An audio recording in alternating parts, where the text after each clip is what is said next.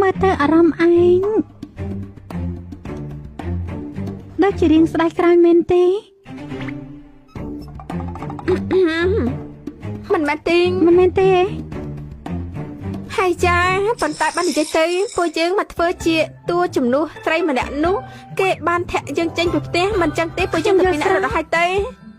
ប៉ុន្តែมันអាចទៅដោយបែបនេះបានទេក្នុងដៃក៏គួរតែមានប្រាក់បន្តិចដែរបើមិនអញ្ចឹងទេពួកយើងនឹងដាច់ពោះស្លាប់ហើយណាហាចង្រៃយោតួអង្គដើមខ្ញុំនេះបាញ់លុយឲ្យខ្ញុំទៅប្រុសខាងក្រៅអស់ហើយមិនអីទេណាមានរបស់ខ្ញុំទៀនហាចង្រៃយោតួអង្គដើមបាញ់លុយទៅឲ្យម៉ែនាងបាត់ទៅហើយគិតធ្វើចាំមិនតាគិតធ្វើយ៉ាងម៉េចគ្រួសារអភិជនគ្មានបានការពិតជាច្បាប់ច្រើនមែនកូនប្រសាដែលការចូលទេមិនមានការងារពិតដោយខ្លួនឯងបានតែលើកដៃសុំលុយតែប៉ុណ្ណោះហើយលោកស្រីទាំងពីរទៅហូបបាយ